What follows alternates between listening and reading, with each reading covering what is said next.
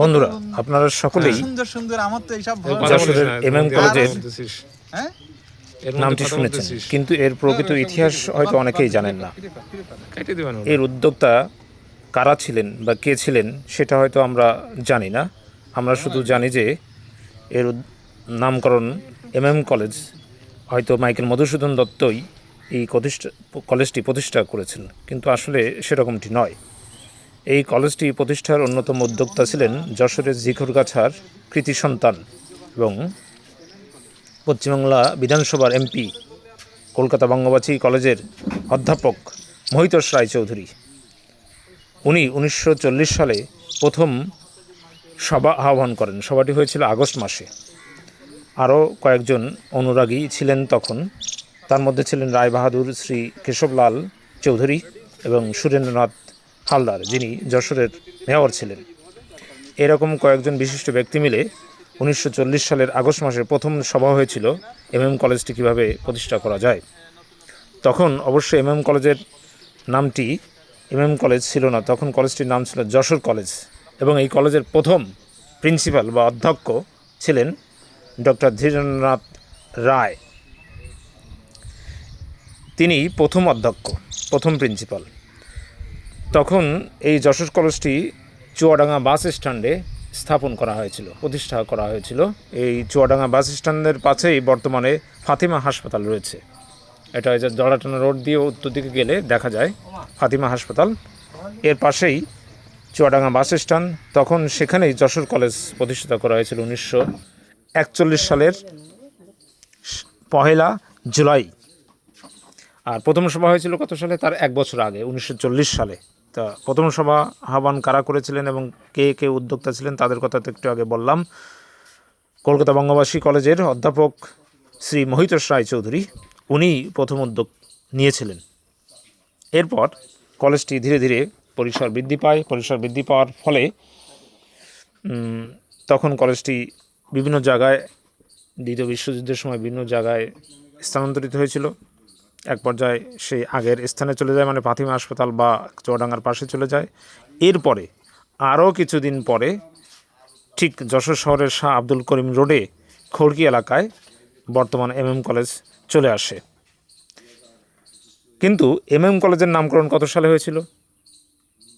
1946 সালে, ঠিক দ্বিতীয় বিশ্বযুদ্ধের পরেই এমএম কলেজের নামকরণ করা হয়। তখন এই মহাকবি মাইকেল মধুসূদন দত্তের নামে এমএম কলেজের নামকরণ করা হয় 1946 সালে।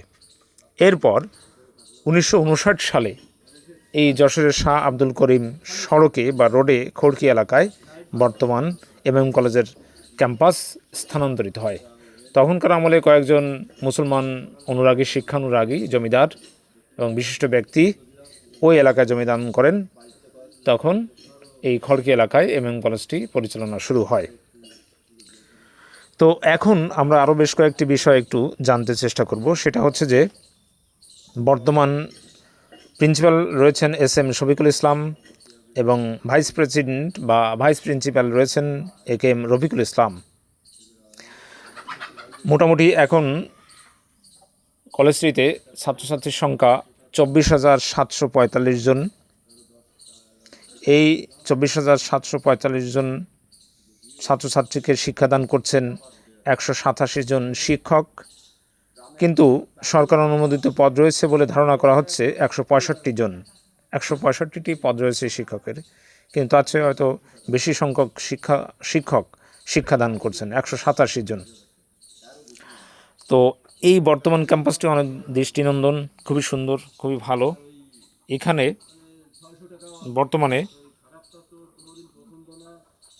23 একর জমির উপর এই কলেজ ক্যাম্পাসটি প্রতিষ্ঠিত। ভবন রয়েছে 5টি, শ্রেণীকক্ষ আছে 52টি, মাল্টিমিডিয়া শ্রেণীকক্ষ রয়েছে 42টি।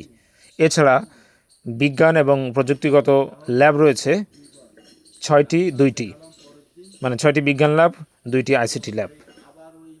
এছাড়া সহশিক্ষা কার্যক্রম পরিচালিত হচ্ছে কলেজ ক্যাম্পাসে BNCC, rubber scout, ranger, guide, এছাড়া রেড ক্রিসেন্ট তো আছেই। এছাড়া কিছু সাংস্কৃতিক কর্মকাণ্ডও পরিচালিত হয় কলেজ ক্যাম্পাসে।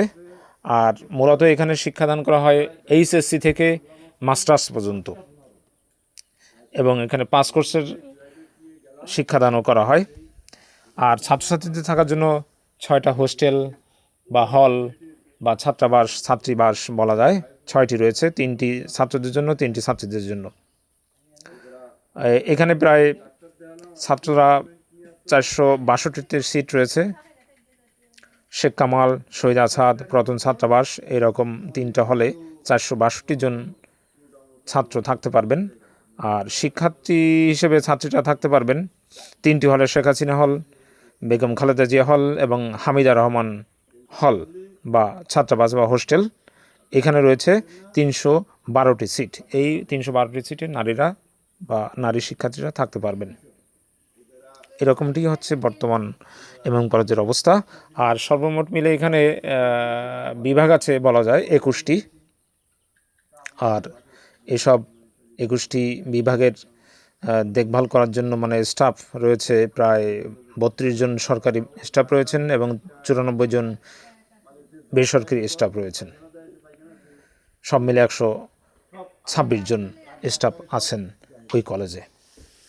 এই হচ্ছে বর্তমান অবস্থা এমএম কলেজের। আপনাদের সবাইকে ধন্যবাদ, ভালো থাকুন।